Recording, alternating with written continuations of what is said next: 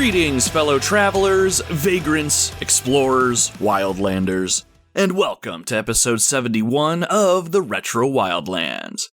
My name is Nomad, and this is my gaming podcast where I like to share my thoughts and experiences with a video game that I've discovered or rediscovered while roaming the gaming wildlands. Thank you very much for tuning into the show today. It's always great having guests with us when we embark on our expeditions into the gaming wildlands, especially if we're spending a lot of time in a particular location. On the off chance you're hopping around our list of episodes, or this happens to be the very first time you're joining up with us today, to which I say, welcome my friend, know that this episode is actually part 2 of a 2-part series. Last time on the Retro Wildlands podcast, we checked out one of the most iconic games on the Super Nintendo by taking our expedition to the land of Hyrule. The Legend of Zelda, A Link to the Past was so much fun to talk about last episode, and I had a great time recreating the game's opening while we did it. So much so that I decided to split the episode into 2 parts in order to cover everything that I wanted to talk about. So, today, my friends, we're going to continue talking about and reliving some of the coolest memories in A Link to the Past, and I cannot wait to get going. Dee Dee, our canine expedition leader, has kept the fire warm, and our supply of bombs, arrows, and potions is well stocked, so we should have everything we need to get things rolling. Now, since this is part 2, I should mention that you'll probably want to listen to our last episode if you haven't already. But other than just experiencing my thoughts and the events of the game itself in order, you don't really have to. Either way, I'm glad you've joined up with us today. We're going to have a fun time. I can feel it. The Legend of Zelda, A Link to the Past is one of those games where I don't really need to give a proper introduction. Whether you've played it or not, there's a great chance that you're aware of this game's legacy, at the very least, and maybe its impact on gaming as a whole. For me though, even though I didn't fully complete this game until a couple years ago, all the times I've played it, it had me thinking about one thing. A singular desire that I used to have when I was a kid. A desire that I think most of us have when we're young and impressionable. A Link to the Past had me thinking about all the times I wanted to be a hero. Someone who protected the weak, stood up against the darkness, and fought like a warrior should. Playing the game allowed me, and I'm sure countless others, to feel exactly this. You start off with nothing, unsure of your own abilities and how you fit into it all. Eventually, you find your courage to stand tall and fight. You gain wisdom as you master your abilities and learn the ways of the warrior. Finally, you obtain and wield great power as you wield the Master Sword against the forces of darkness. It's a classic tale, and once you couple that with fun gameplay, great visuals, thoughtful puzzles, and memorable battles, you have the makings of an experience that you'll never forget. On our last episode, we talked about the basic story setup, how the game begins, and some of the core gameplay mechanics. On today's show, I wanted to highlight some of my favorite parts of A Link to the Past and relive some of my favorite memories, and I'm sure some of yours too. Now, before all of that, however, if you are new to the show, I like to kick things off by chatting it up with you all a little bit first and give everyone a peek behind the scenes here in the Retro Wildlands. Depending on what's on my mind, I like to share what's going on with the show itself, talk about what games I'm playing or have completed, what projects I may be planning, what's going on in my personal life, or whatever else I feel like vomiting into this here microphone. I'll also take some time to read and respond to any comments I received about A Link to the Past from our Retro Wildlands social media pages in an effort to give the community a moment in the spotlight. This set of comments were ones that I specifically asked the community to share some of their favorite A Link to the Past memories, and I'm looking forward to sharing and talking about some of those. Now, if none of that interests you and you are just here for the Super Nintendo Zelda experience, no worries, you can skip ahead about 20 minutes or so and you should get into the game talk. I'll also put timestamps in the show notes so you can see exactly where you need to go if you don't want to stick around. But, just like I say every episode, you should stick around. We're going to talk a bit of video games, and your fellow Wildlanders will get a chance to sound off their thoughts to the rest of us. And I can't think of a better way to get our expedition ready to embark on our grand adventure. So, without further ado, let's get into our opening segment that I like to call Campfire Catchup.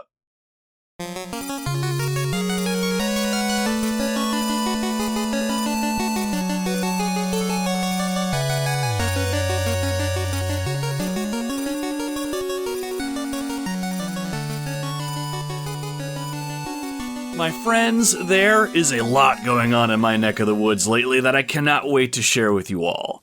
So, in the interest of time, I'm just gonna get right into it.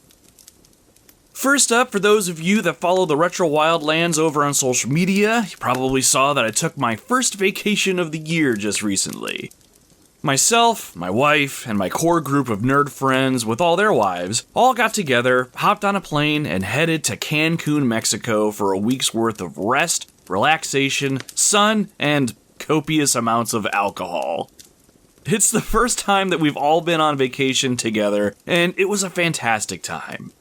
My wife and I were fortunate enough to be able to save up for an all-inclusive resort, so the only thing on our minds each day was, what were we going to eat, where were we going to swim, and what drinks we're going to have along the way. We did go off the resort one day and checked out Tulum. Tulum is a town on the Caribbean coastline, and it used to be a Mayan port city. Tulum still houses some awesome stone ruins and structures, and with the help of a tour guide, we got to see the lay of the land and learn a bit about the land's history. It was pretty cool. Plus, there were iguanas and lizards all over the place. It was a great experience, and I had a blast exploring and then staying back at the resort with no worries in the world. It was the first time in a very long time that I was able to fully disconnect from just about all aspects of my life. It was much needed, and the time I spent with my closest friends and my wife really helped me put things back in perspective for me. If you're listening to this and you haven't taken any time for yourself yet this year, or you're feeling the pressure of whatever is pressing on you, consider taking some time off for yourself. That said, I hope you're all doing well out there, my friends. Be sure to prioritize you, however that makes sense for you.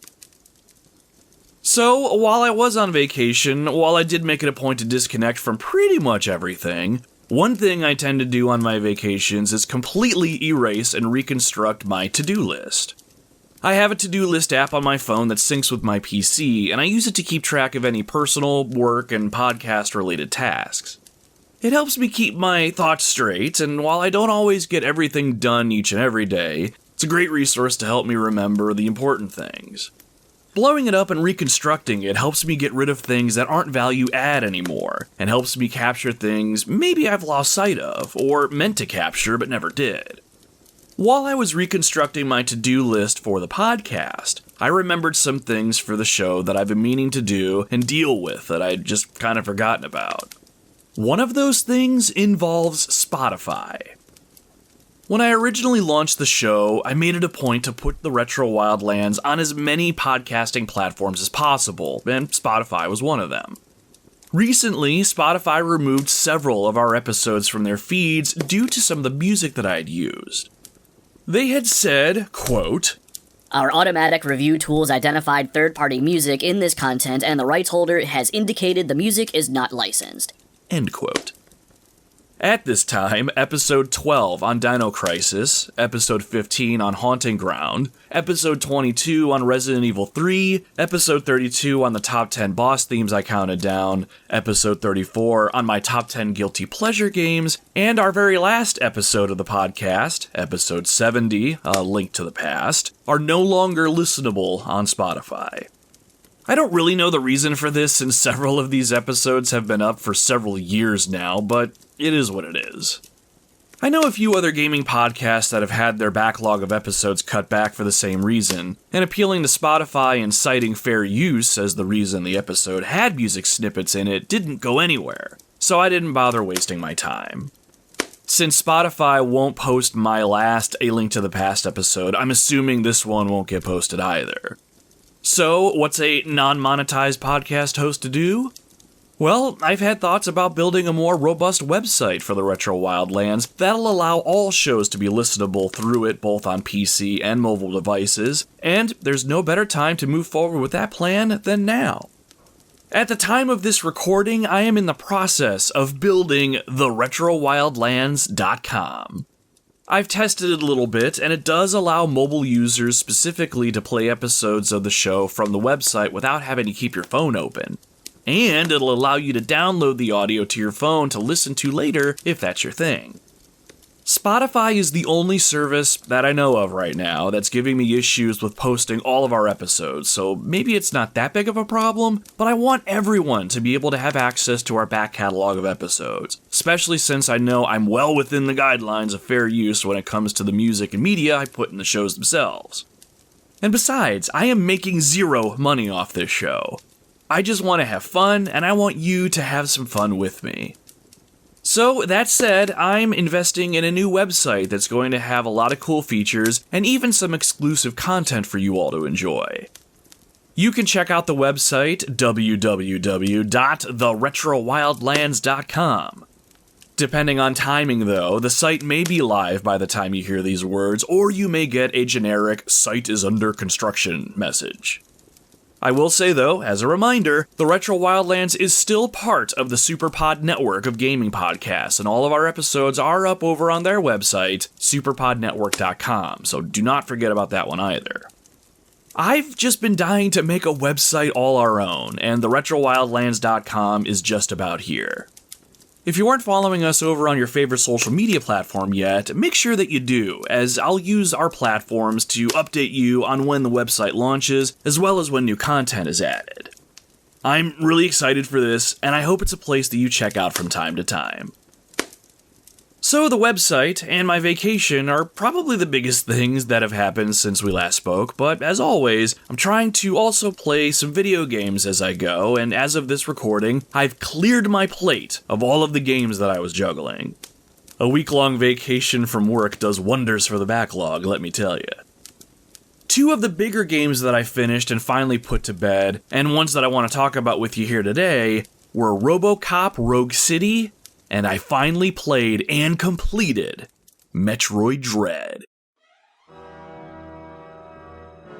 Robocop Rogue City was an interesting ride.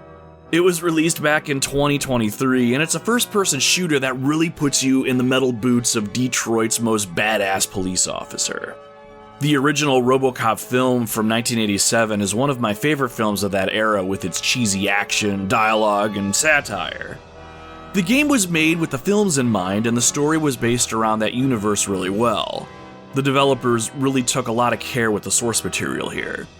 Players take control of Robocop, and over the course of multiple main and optional side missions, it's up to you to uphold the law and serve the public trust. As a first-person shooter, one would think that you'll mainly be gunning down scumbags and creeps most of the time.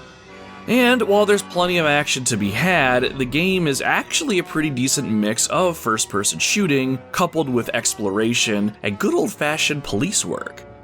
Sometimes you'll need to clear out a building full of bad guys. Sometimes you'll be tasked with using your Robocop abilities to solve a murder case. Or you might even need to walk through the police precinct and collect signatures for a get-well card. There is plenty to do in this game, and how you go about many of the game's missions is largely up to you. When you're in combat, you're not going to be nimble like you would expect to be in a game like this. You're Robocop. You are slow, but you can take a ton of punishment. As you move around areas filled with bad guys, you can use your onboard targeting computer to highlight enemies, just like in the movies. Then, it's on you to pump them full of lead from your 3-round burst handgun, the Auto 9. The gameplay itself feels good, especially when you land a headshot. The movie's cheesy gore is on full display here, and you can even grab enemies and throw them around like ragdolls. It is an incredibly good time. Fans of the movie will enjoy seeing Peter Weller lend his likeness and voice to Robocop, as well as Kosha Engler returning to reprise her role as Robocop's partner, Ann Lewis. There's plenty of nods to the original movie as you go, and I really felt like the development team really took the time to recreate the look and feel of the original movie. While the game's presentation is pretty good overall, character models are very stiff at times. It's to a point where you can really tell this is not a AAA game, and that's okay. If you can get past some cheesy voice acting and some dialogue that often goes on just a little too long, you'll enjoy what the game has on offer. It was fun fighting bad guys and performing some mundane police work, all while gaining experience and unlocking some cool abilities. While Robocop isn't the best first-person shooter I've ever played, I had a good time with it, and I was pretty impressed with how engaging it was, even if I wasn't moving around the world as fast as I would have liked to. Speaking of moving fast, however, Metroid Dread was an experience that I am so glad to have finally taken, and I was captivated by the silky smooth and fast gameplay. Metroid Dread is the third Metroid game that I have under my belt, and I'll be surprised if any of the other games in the series even come close to this one. Dread reminded me a lot of Super Metroid and did a great job of capturing that sense of isolation and foreboding. At the start of the game, the Galactic Federation receives evidence that the X-Parasite, which was thought to be extinct, is inhabiting a desolate planet called ZDR. The Federation dispatched 7 EMMI robots, or EMI, to check things out over on ZDR. EMI standing for Extraplanetary Multiform Mobile Identifiers, by the way. The Federation loses contact with the EMI and eventually sends Samus herself to ZDR to figure out what the hell's going on. When Samus gets on site, she encounters a Chozo warrior who nearly kills her in combat, seals off the exit to her ship, and strips Samus's power suit of most of its abilities. When the game begins, Samus and you as the player have only one mission. Get back to the surface of ZDR, board your ship, and get the hell out of there. If you've played at least one Metroid game, you probably know what to expect here, and that's actually a very good thing. You are on your own to figure out how to get off the planet, and you have free reign over the game world. The kicker is that certain areas aren't accessible until you find the right weapon or ability. The game's biggest draw is exploring ZDR in order to find the right way forward, keeping in mind some of the roadblocks that you find so you can come back later with the right tool to keep going. It's a tried and true gameplay loop, but it continues to be satisfying. One that gives you, the player, complete autonomy, and you're rewarded by finding something new and using it either the way the developers intended, or more so if you can master your new abilities and toys and break the sequence of progression. There is no wrong way to play Metroid Dread.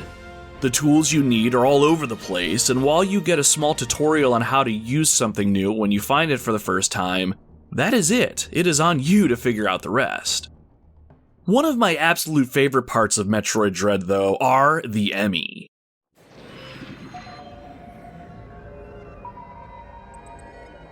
These robots, which move like a silent predator, have been reprogrammed and are actively on the hunt for Samus.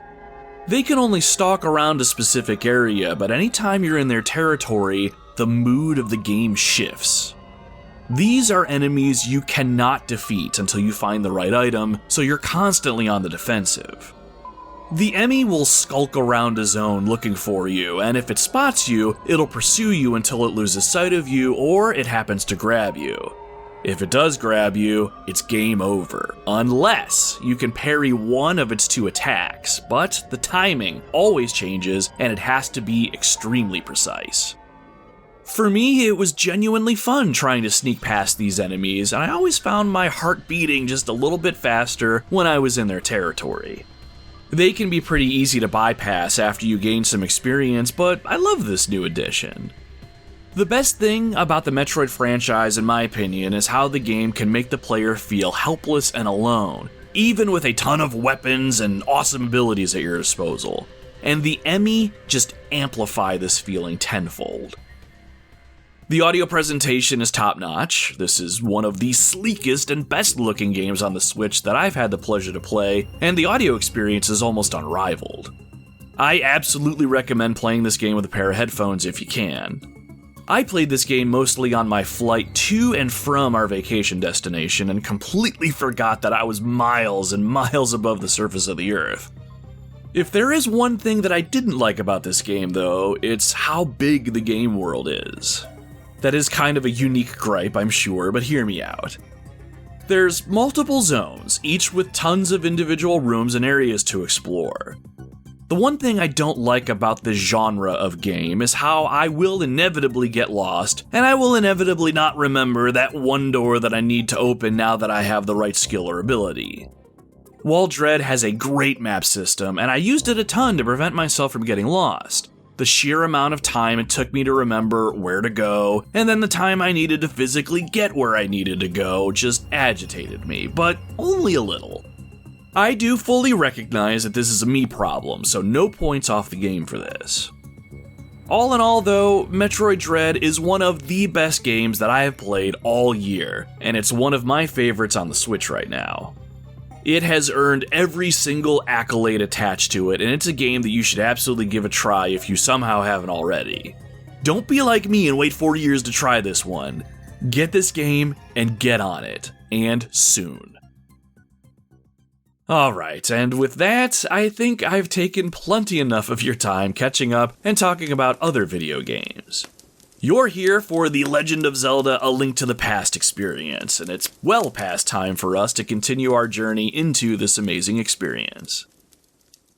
Now, before we get into the meat of the experience, I once again put a call out for comments from the Retro Wildlands community to give those that wanted to a chance to sound off their thoughts and share a memory or two. Let's start things off by hopping over to our Retro Wildlands Blue Sky page, where Eric Guess, host of the Unlockables podcast, had this to say. As a relative newcomer to Zelda, Link to the Past showed me how foundational it is to the very core concept of what it means to be Zelda. Its explorable world, dungeon design, and story themes have been present in most other games that I've played in the series. It deserves its legendary status. Eric, my friend, well said. I don't know how much more I can add to that. I still consider myself a Zelda newbie. I played the original Zelda on the NES but never finished it. I finished Zelda 2, Breath of the Wild, and A Link to the Past, and that's it. Oh, and for what it's worth, Link is my Smash main. All of the things that you just mentioned are exactly what make this series great, but I argue that it's not just other Zelda games that share this core concept. There's a lot of other games out there that share the Zelda DNA. I mean, look at games like Tunic, Death's Door, or even Alundra back on the original PlayStation. Oh, and don't forget Darksiders. These are some of the more on-the-nose examples, but A Link to the Past DNA lives on in so many iterations of games. It truly is a legendary experience, and that's because it gets a lot of things right. Moving on, staying on our Blue Sky page, Poppy the Keaton only had 2 words to share. Capital letters, Bunny Link. Ha, nice pull. I will never forget the first time that we as the player found ourselves in the evil dark world. Link doesn't keep his human form and instead turns into an anthropomorphic bunny rabbit. I remember being confused and baffled at first. The world that we were seemingly in seemed foreign, and I was convinced that I was stuck as a bunny forever. Had I done something wrong? The only way to figure things out, though, was to progress forward. We'd later find out that beings in the Dark World transform unless they have the Moon Pearl in their possession, and the form that one takes is indicative of their true nature, we would learn. A bunny was perfect for Link, though we didn't really know it at the time. Or at least I never put 2 and 2 together. When you look at Link as a character, he embodied innocence, purity, and overall a non-violent nature. Well, more so early in the game before he becomes a hardened warrior and hero. When I look back on it, it was a very subtle piece of storytelling, but more than anything, it was also pretty damn cute. I almost wish we could have stayed as the bunny, or changed into the bunny at will. And if I had my way, he would be a bunny with a usable sword. That would have been really, really fun. Our last comment from the community today comes from longtime Wildlander Curtis, who chimed in over on our Facebook page. Curtis said, "When I got my SNES Classic, day 1, rest in peace Toys R Us, this was the first game that I had played. So many great childhood memories tied to this game, and so many hours put in to get that perfect game, with all hearts and magic items. and every bit absolutely worth it. First and foremost, let's pour one out for Toys R Us, the best place on Earth, at least for a little while. I ended up picking up my SNES Classic from a GameStop near me at the time, and same as you, A Link to the Past was the first game that I fired up on it. It wasn't until a few years ago that I actually played the game to completion, but when I did complete the game, I still think there were a few items that I never found. I would love to go back and build that perfect save file as well. Other than aimlessly wandering around the ice dungeon because I didn't know I needed to push that one specific block down that one specific hole, I never did feel like my time with this game was ever wasted on anything. And other than the low health alarm, I can't think of a single thing that I truly dislike about the experience. I'm glad you have some good memories with this game, my friend. There's nary a finer game to hold such a prestigious honor. I want to extend a huge thank you to Eric, Poppy, and Curtis for writing into the show. If you, listener, want to get in on the action in any of our upcoming episodes, be sure to follow us on social media. Check us out over on our Linktree at linktr.ee/Retro Wildlands and join up with your favorite platform. Once I start working on a show, I'll put out a call for comments and let you sound off your thoughts and memories. I would love to hear from you, so be sure to check us out. On our last episode of the show, we talked about The Legend of Zelda: A Link to the Past by working through the game's iconic opening and getting familiar with some of the game's core mechanics. Our hero Link is spoken to in his dream. The voice of Princess Zelda calls to him, pleading for help. We find that Zelda has been in the clutches of the evil Aghanim, who seeks to capture the 7 descendants of the legendary 7 sages in an effort to free the evil Ganon from the Dark World. After freeing Zelda from the dungeon, we navigate several secret passages and make our way from Hyrule Castle to the Sanctuary. There, we leave Zelda in the care of the Sanctuary's priest, but not before we're given the information we need to take a stand against Aghanim. I sense that a mighty evil force guides the wizard's actions and augments his magical power. The only weapon potent enough to defeat the wizard is the legendary Master Sword. It is said that the village elder is a descendant of one of the 7 wise men. Maybe he can tell you more. And with that, we leave the sanctuary in search of the village elder. With sword and shield in hand and courage swelling in our hearts, our journey to save the land of Hyrule has begun.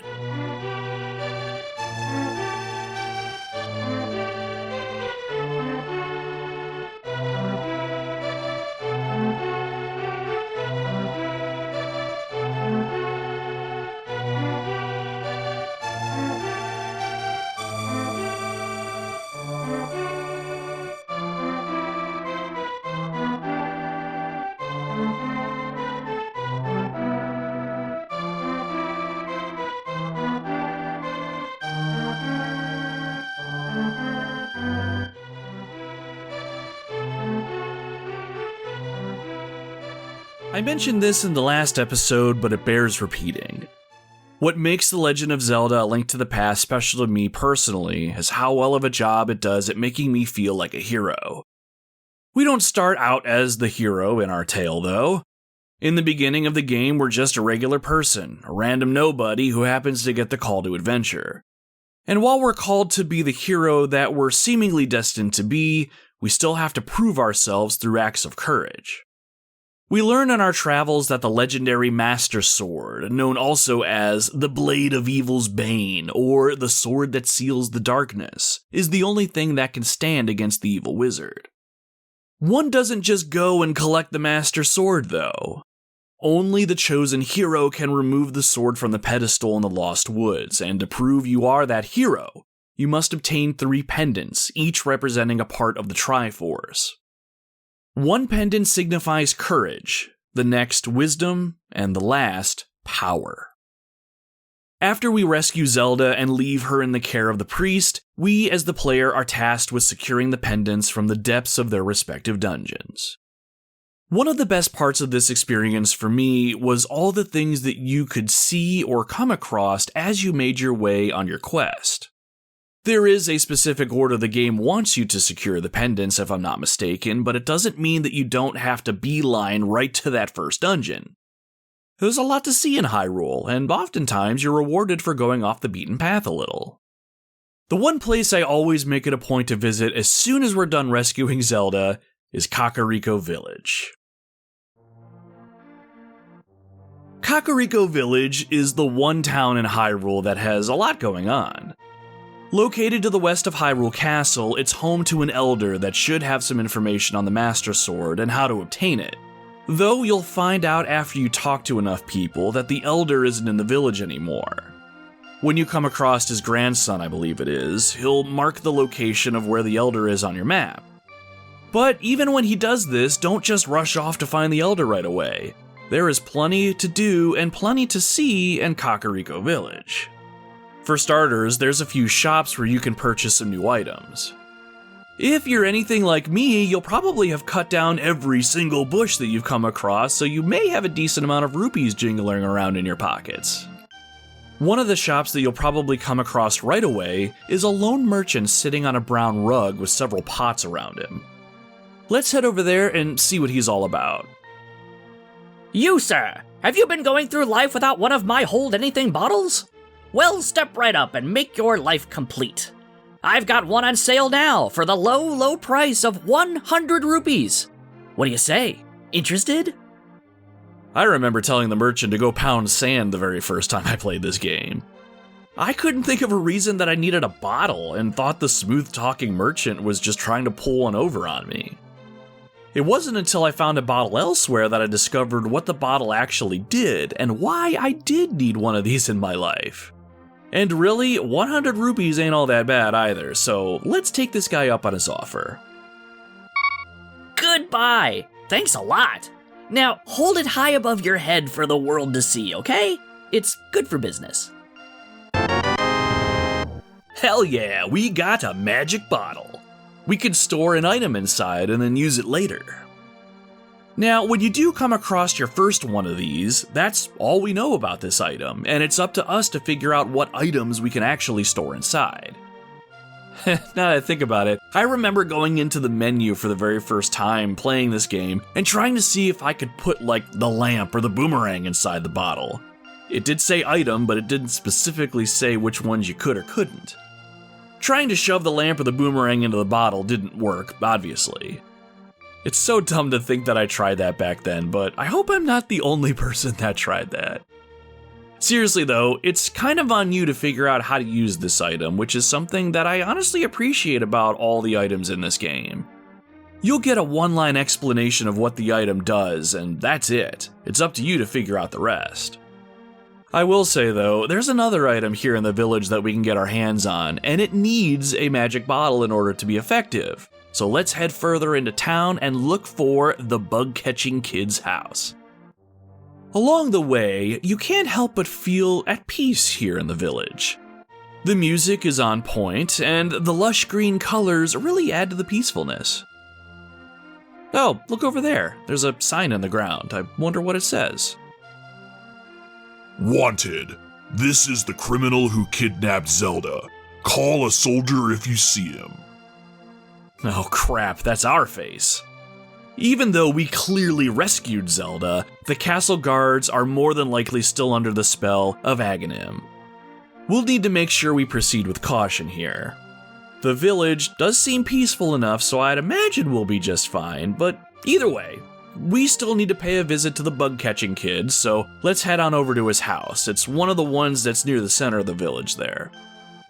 Oh, and speaking of, there it is. Go ahead and head on inside.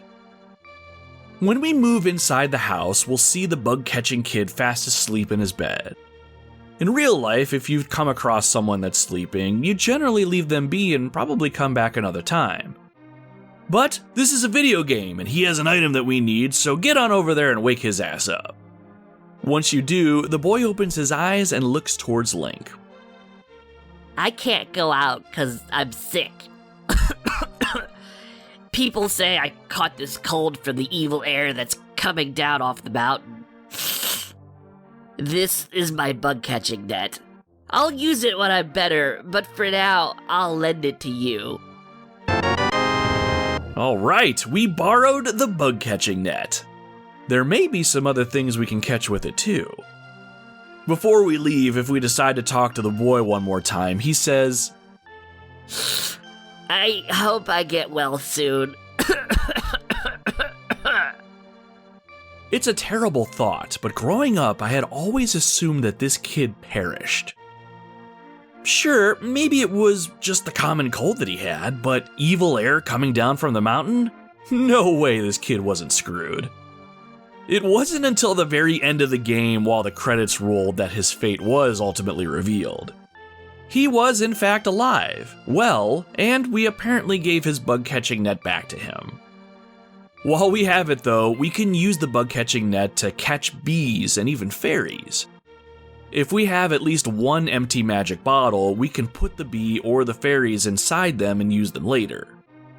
Letting the bee loose will cause it to go crazy and attack enemies, and the fairy will heal Link up to 7 hearts worth of health. Better still, speaking of the fairy, if we have one in a bottle and we lose all of our health and die, the fairy in the bottle will come out and resurrect us. This is very, very handy for the late game. As far as I know though, that's all you could use the bug net for. No, wait, I take that back. I did read somewhere that you can use the bug net to reflect Aghanim's arcane blasts back at him when you're ultimately taking him on. I've never tried this myself, but I absolutely believe this is a thing that you can do because the world of Zelda just works that way sometimes. There's plenty more to see and do in the village, but I'll let you discover or rediscover some of those things on your own. The village well is something that you should check out. The home of Blind, the leader of a gang of thieves, is near the north side of the village, and there's another shop that you can stop at as well. Oh, I will say, be careful around that shop though. It's right near a bunch of chickens or cuckoos. Cluckos? I'm calling them chickens. While it's fun smacking them around with your sword or picking them up and tossing them around, I urge you to use caution.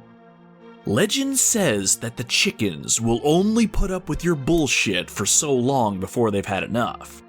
Those of you that have pushed them too far know exactly what it is that I'm talking about. And shame on you for letting it get that bad. In any case, let's exit the village for now and check out the rest of Hyrule. May as well say good day to that nice lady over there on our way past. Hey, here is Link, the wanted man! Soldiers, anyone, come quickly! Ah, crap.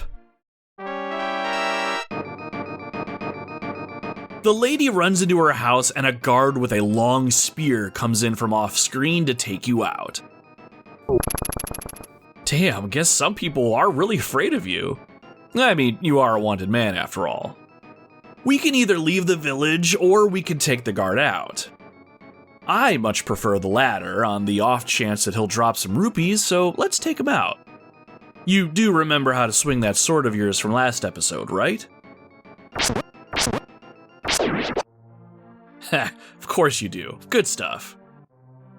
Alright, we've worn out our welcome here. Let's take our leave and keep exploring elsewhere. Exploring the land of Hyrule from this point can pretty much be done at your own pace, though you'll find out pretty quickly that you can't go everywhere. Sometimes there may be a physical obstacle in your way, a place surrounded by deep water you can't quite get to, or a ledge that you just can't quite reach. Generally, when this happens, it's because you're missing an item that you need in order to circumvent those obstacles. Items can be found around Hyrule, like the bottle and the bug-catching net that we just found, but the majority of the items that you'll find and need to progress are found in the game's many dungeons. Once you find the village elder and have a conversation with him, he'll tell you about the 3 pendants that you need to collect in order for you to obtain the Master Sword, the only thing that'll allow you to take on the evil wizard. While the pendants themselves are your reward for conquering these dungeons and are essential for progression, obviously, These dungeons, and all the other ones that you'll come across, have unique items that you're going to need as well. The boomerang and the lamp are 2 items that you'll already have at this point, but others include the likes of the magic hammer, the Pegasus boots, and the legendary hookshot, and these are all amazing and very fun to use. If I remember right, there's 20 items that you'll be able to find and have them added to your inventory, which you can access from the game's menu. Some are more useful than others, but I argue the pile of items in this game can be pretty memorable. If I had to choose a favorite, it would be the hookshot. This item is pretty akin to a grappling hook. When you use it, Link is locked into place, but from the handle of the item shoots a hook that travels quite a distance. It's mainly used to latch onto faraway surfaces, which will then drag Link over to it, allowing him to move over gaps that he couldn't move over otherwise. But what makes the hookshot so fun to use is its versatility. Aside from terrain traversal, you can use it to damage or stun enemies. But far and away, my favorite thing to use it for is grabbing items from a distance.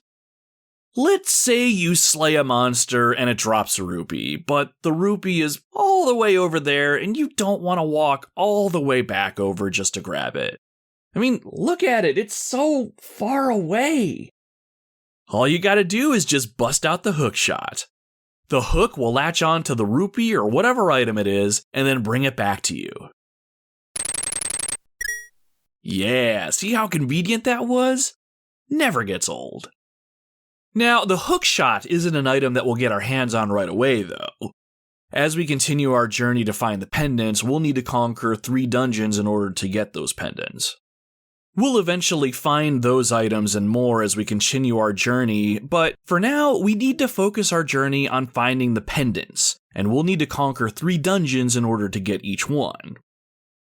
The dungeons themselves are something that I really appreciate about A Link to the Past, and I figured now's a good time to start getting into a few of those. Let's start with one of my personal favorites, even though it can be very, very annoying at times. And that's the 3rd dungeon, the Tower of Hera.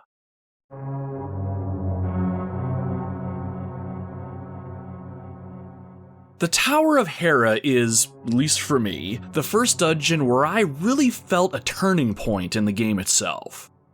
At this point in the game, you'd have 2 of the 3 pendants needed to get the Master Sword, so this dungeon is especially important to conquer. The first thing that really hit me about this dungeon was its focus on verticality. The first 2 dungeons were laid out horizontally, but now, while there's some of that here, we're focusing on ascending to the top of the tower. Not only was this a new design choice, I always felt more isolated in this dungeon compared to some of the others, and I can't really quite explain why. It just felt more ominous, and now that I think about it, it might actually be because I'm not a fan of heights in real life. Beyond the verticality, though, the Tower of Hera brought some unique challenges, namely in some of the traps that you'll encounter, as well as some of the puzzles that you'll need to solve. Speaking of the puzzles, those are what really stood out for me.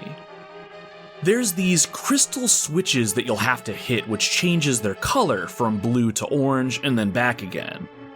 Switching between the 2 colors would raise or lower these blue and orange blocks in the dungeon, giving you access to some areas while restricting access elsewhere.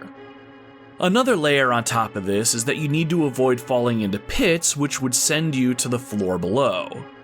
On the flip side, though, there were even some moments where you needed to fall down into a pit to go down to a lower level after hitting a crystal switch, which would allow you to progress further. Looking at this design from a quote-unquote elevated position, pun absolutely intended, I really like this unique design. I never felt like it was too hard, but it certainly wasn't easy. By the time you made it to the top of the tower, you had honestly earned it. And then from there, your reward, you had to fight a boss that I would describe as infamous. A boss that some gamers find memorable, but oftentimes frustrating. And that is the slithering, segmented worm creature, Moldorm. Moldorm moves around the room with some decent speed and in random patterns. If you try to slice Moldorm with your sword, you'll notice that you aren't damaging it, and you'll even get knocked back a little. Moldorm's weakness is its tail. The goal here is to attack the tail 6 times in order to defeat it and win the Pendant of Wisdom. Sounds easy enough, right? Well, You're wrong. just take a minute and look around you, hero. The room that you're in really isn't a room. There's no walls on any side, and if you fall off the edge, you'll tumble down to the floor below, forcing you to take some damage. But what's worse is that you'll have to climb all the way back up to the top floor again and start the fight all over again. There is nothing more frustrating than getting 4 or 5 hits in, and then accidentally getting hit by Moldorm and watching Link tumble to the floor below. But as annoying as this fight can be, I find that this battle is the perfect end to the first 3 dungeons. The reason being, once you do finally overcome this immense challenge, you will earn the Pendant of Wisdom and you can finally claim the Master Sword.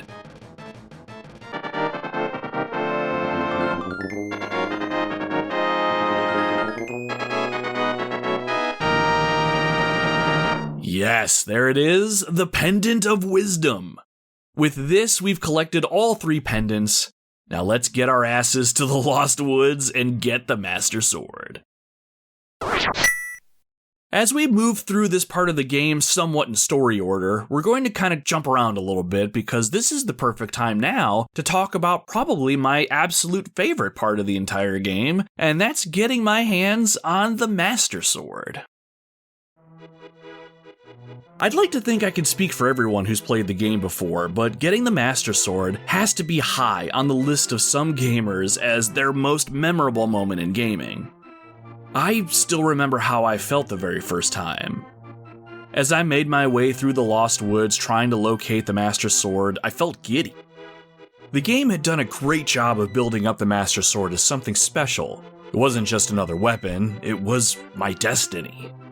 And I had earned it after conquering the 3 dungeons and obtaining the pendants. I had proven my worth, and that really meant something back in the 90s when the internet didn't exist, and I had to figure out all the dungeons puzzles on my own. While the Lost Woods had some dead ends and paths that didn't go anywhere, that didn't dampen my mood in the slightest. I remember smiling the whole time, eager to get my hands on the sword. There were a few fake swords put up around the Lost Woods, and I knew right away that those weren't what I was looking for. After pushing past all of that though, the moment had finally come. Near the north side of the woods, I had found the right path.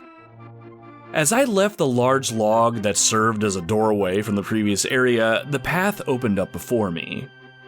Several woodland creatures came on screen and crossed my path as I moved forward.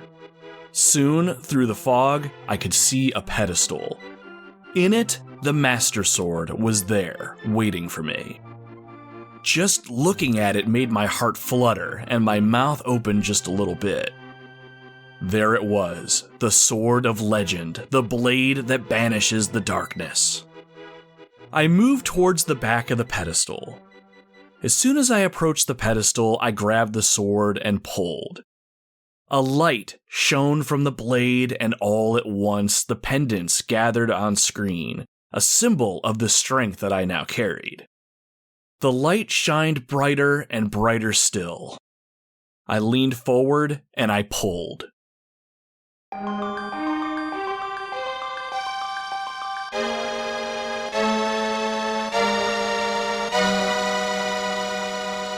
And then the Master Sword broke free from the pedestal, and I held it high above my head. All at once, the bright light from the Master Sword seemed to burn the fog away. The sun shone down on the forest, and a quiet calm fell over the area. It was like the sword was taking a breath, breathing in new life for the first time in ages. At this point, the village elder contacts us telepathically. Link, it is extraordinary that you won the Master Sword that makes evil retreat. With this shining sword, I believe you can deflect the wizard's evil powers. The destiny of this land is in your hands. Please, Link. The voice fades, and in this moment, we are no longer a boy with a wooden sword. We are the destined hero. The Hero of Hyrule. After getting control back, I remember marching off to Hyrule Castle like I was the baddest son of a bitch to ever walk these lands. Getting the Master Sword also marks a turning point. I knew I was stepping into the next phase of the adventure, and while things may get tough, I was ready to face whatever lay ahead. What made the Master Sword awesome from a gameplay standpoint, too, is that it did noticeably more damage than your original sword. And if your health was completely full, swinging the sword would throw out a low damage energy beam. Neat. All of this culminates in one of my favorite gaming memories, and if you've had the privilege to lift the Master Sword from the pedestal, I think it's probably one of your favorite memories too. With the Master Sword finally in hand, there's a good possibility that you have spent a decent amount of time exploring Hyrule up to this point in the game. You still aren't able to get everywhere, but combined with the time that you've spent in this world, the items that you've accumulated, and the dungeons that you've conquered, you're probably feeling pretty darn good at this point. From a story perspective, the next stop is Hyrule Castle, where you could use the Master Sword to gain access to the upper floors. On the way, you'll walk by the Sanctuary, where you had left Princess Zelda at the start of the game, and find that Zelda has been taken and the priest mortally wounded. He says Zelda was taken back to the castle and Link needed to get there and rescue her quickly. At this point, there's no time to waste, so off to the castle we go. Returning to the castle will always be another of my favorite moments in this game. Oftentimes, video games will have you return to a starting location after you've leveled up with more gear and experience, and I always love that. Not only does this give you a real sense of progression as you plow through some of the more basic enemies with your souped-up abilities, I always appreciated how I was able to see the clear progression of my character and of myself as the player. Not all enemies in the castle are pushovers though, as you go deeper into it, but it's still fun returning not as the boy you were, but as the hero you are. And even though the music that played when you were in the castle the first time hasn't changed, there's still something different about it, something that makes you feel more powerful and helps build your confidence. Eventually, after conquering the castle and pushing through castle guards, you'll come across Aghanim himself. He stands before an altar where Princess Zelda is laid out. When the wizard starts speaking, you realize it's too late. Ah, Link, I have been waiting for you. I was hoping I could make Zelda vanish in front of your eyes. Behold, the last moment of Princess Zelda. The Dark Wizard raises his hands and Zelda's body starts to float in the air. All at once, the wizard casts a spell that surrounds Zelda. And in a flash, she vanishes.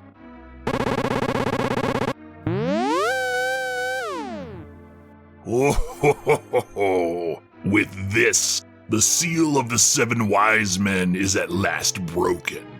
It is now only a matter of time before evil power covers this land. After all, the legendary hero cannot defeat us, the tribe of evil, when we are armed with the power of gold.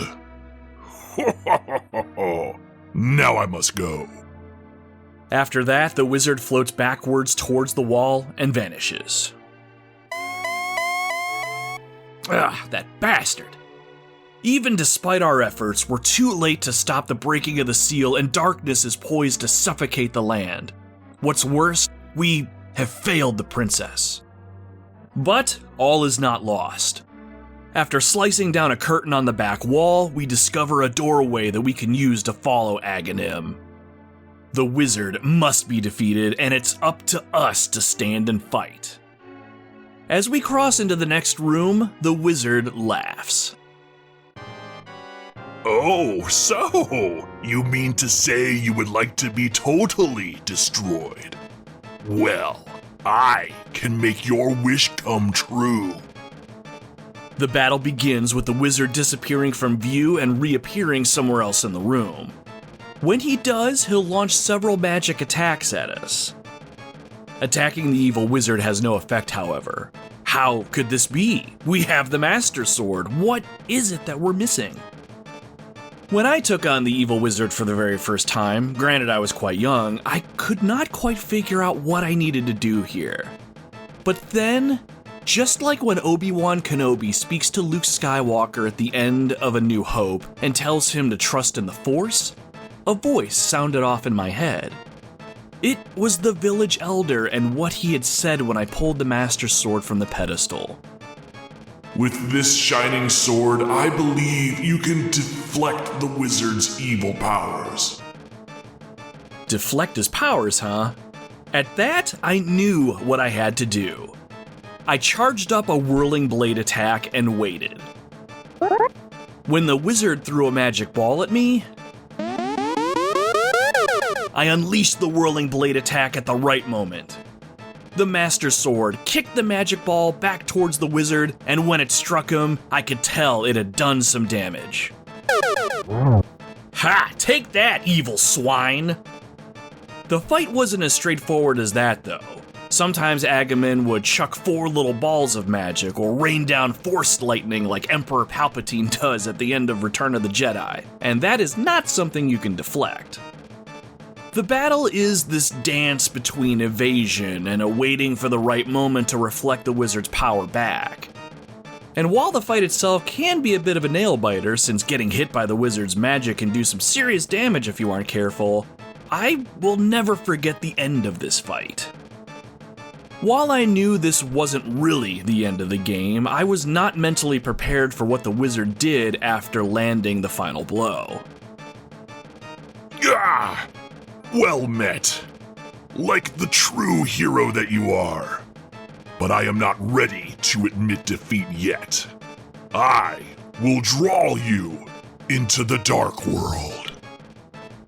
I remember blinking as I read the text on screen. The dark world? What does he mean? Then the wizard's body started to spin, and all at once everything on screen started to distort, and everything faded to white.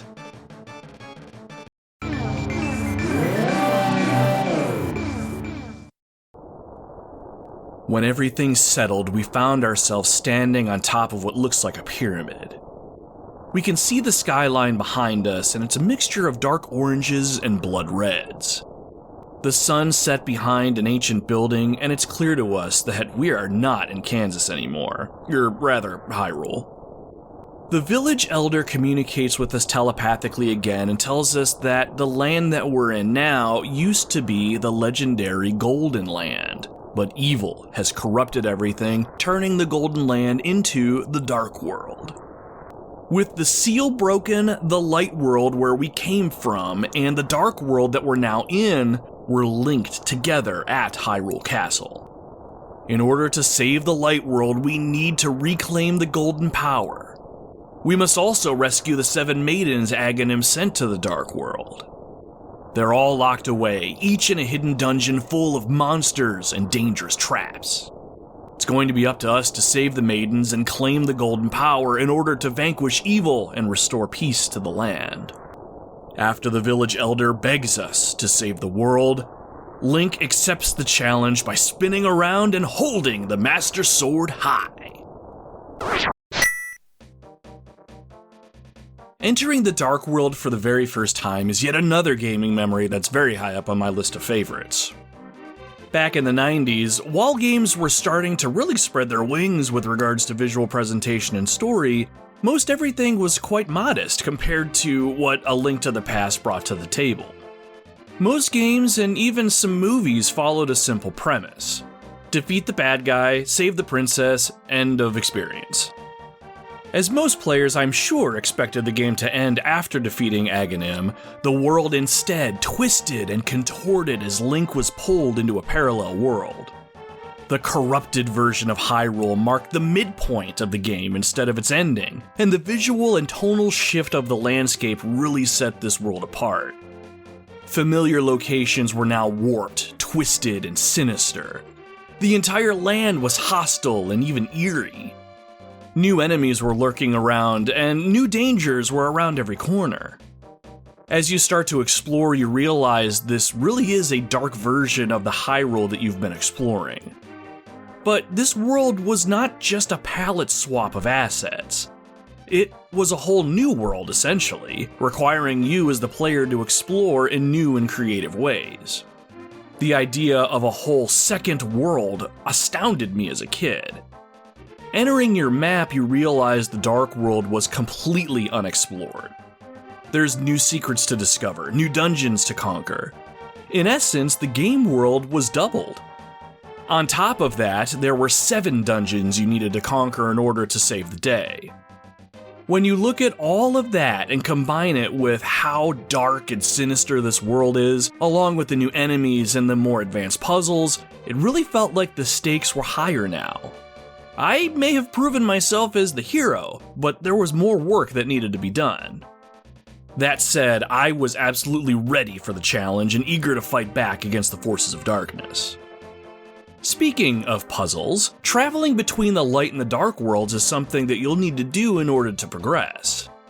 Earlier in your journey, you would have gotten a hold of a magic mirror. Using it will transport you back to the light world if you're in the dark world. The dark and light worlds are more or less laid on top of one another, so if you use the mirror while standing in a grass field by the castle in the dark world, for instance, that's the exact spot that you'll appear in the light world. When you're back in the light world, you can return to the dark world via a sparkling spot left behind when you came in. If Link were to end up in a location that he can't stand, like he materializes back inside an object or inside a wall, he'll get kicked back to the dark world and you'll have to find another way to get back. It's this back and forth that'll be essential for progression, but this will also be needed to locate some of the game's harder to find secrets. If you pay close enough attention to the terrain in both worlds though, sometimes it's pretty obvious where you want to flip between those worlds. Transitioning into the Dark World at this point in the game wasn't just a game mechanic designed to add playtime to the experience. It was necessary to keep the sense of adventure burning bright. I still feel a pull towards adventure when I get pulled into this world of darkness, even today.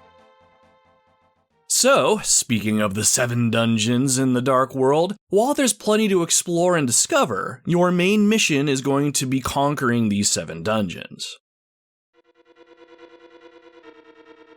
The Legend of Zelda series, as a whole, is known for its memorable and challenging dungeons, and A Link to the Past really set the bar in my opinion with the design of these dungeons.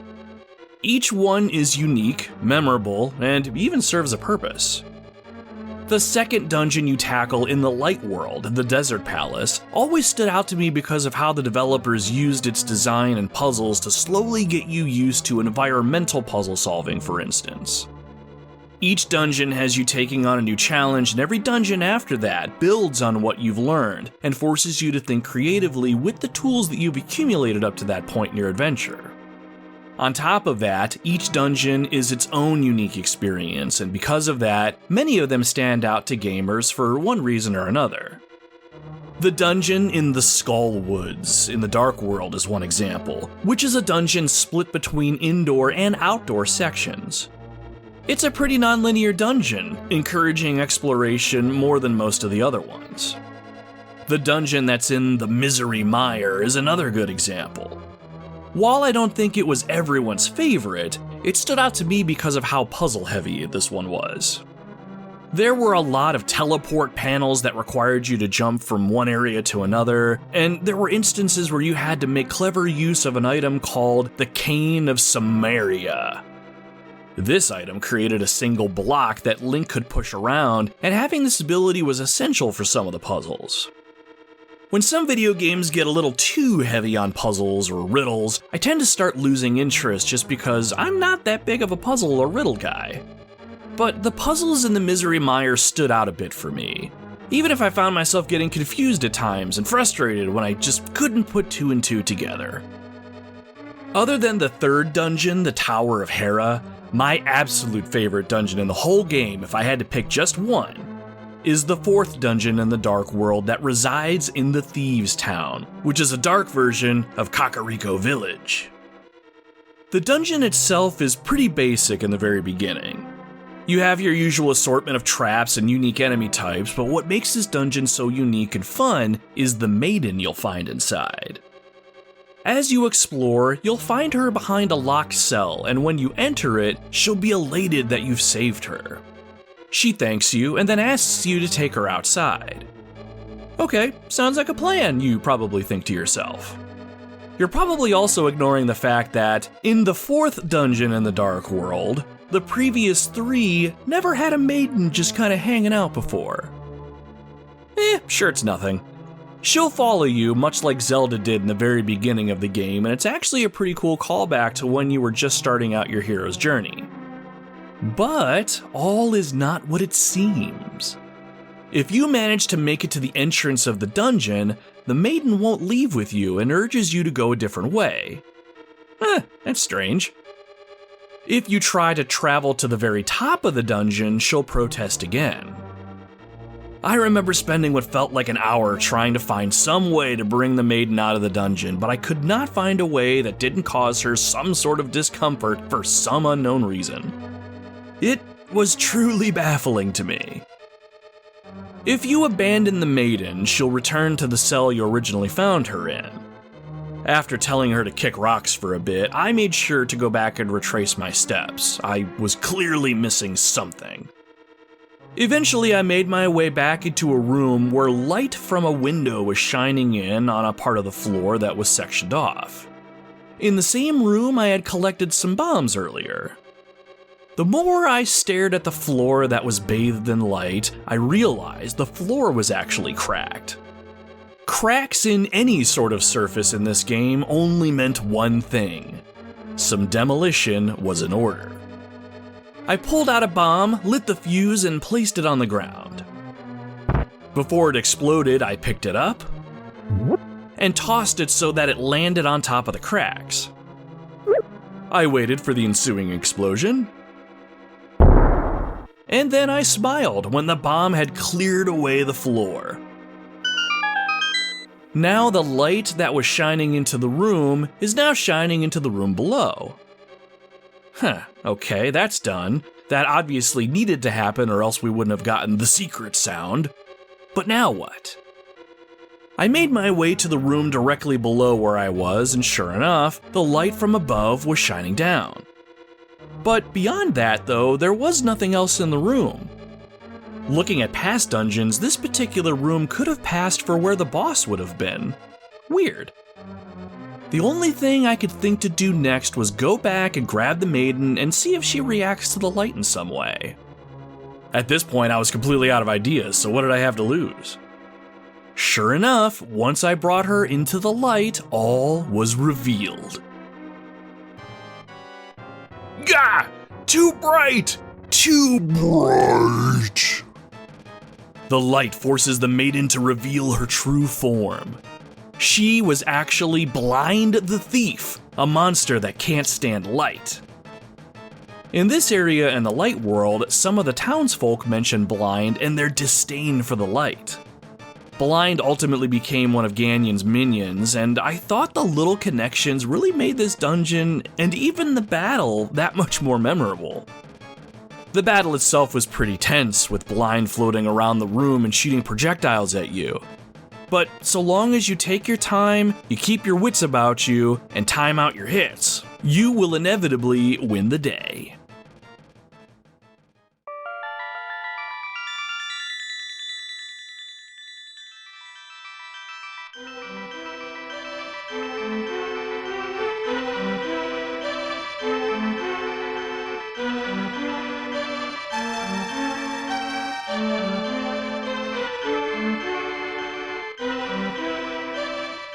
If I had to pick a dungeon that I would consider my least favorite, it would have to be the Ice Palace. It's the one, and I think only time, I had to stop what I was doing and search out a guide online to progress forward. In general though, I think I dislike ice-covered levels in most every other video game just by default. The Ice Palace in A Link to the Past in a lot of places has the stereotypical slippery floors, and if that wasn't annoying enough, there's an element of verticality to the dungeon as well. If you weren't sliding into enemies or spike traps in this dungeon, you were sliding into pits and then falling down to lower levels. Falling down to lower levels this way was part of the puzzle-solving process too. There was one point that I was stuck, and after running around in circles for what felt like an hour or two, I found out that I needed to push a block to a lower level, fall down to that level, and use the block for a switch. I mean, it sounds simple, but the block was just so well integrated into the environment that I somehow completely missed it. I will say, if you are looking for a challenge that is fair, somewhat, you may like the Ice Palace for what it is, but that particular one, at least for me, was a little bit too cold. There are so many more things that we could talk about today, but I think it's time that we start wrapping things up.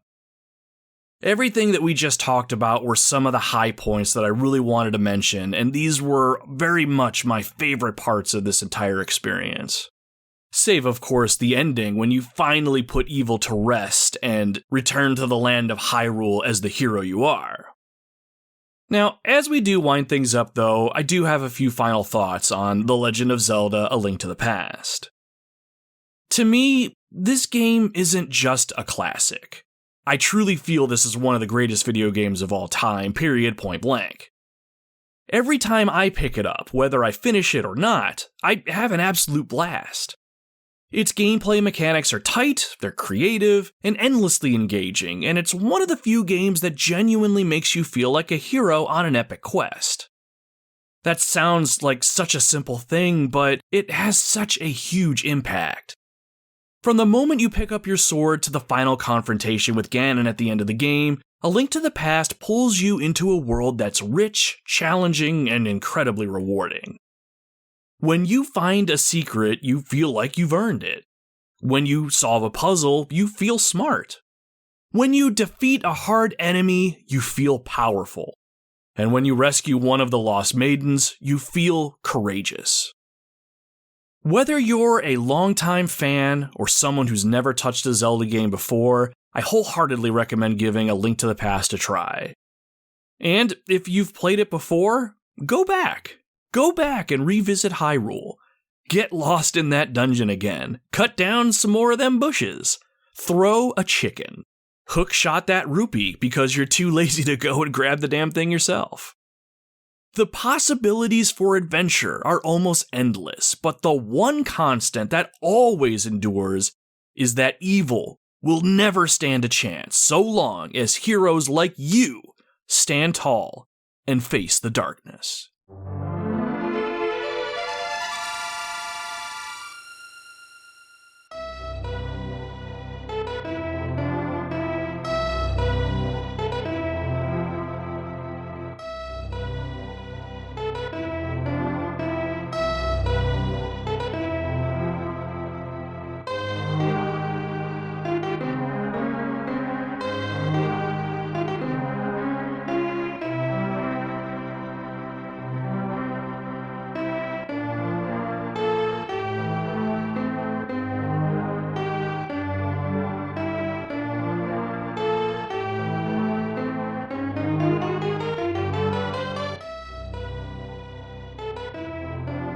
That there will bring us to the end of the episode, my friends.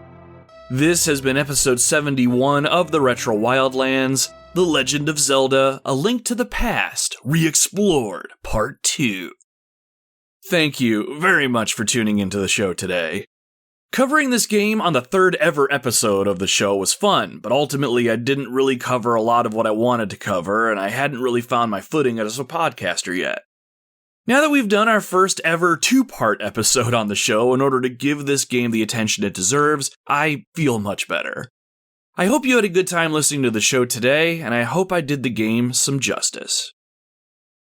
If you like the show today and you want to show it and myself some support, please consider subscribing to the Retro Wildlands on your preferred podcasting platform.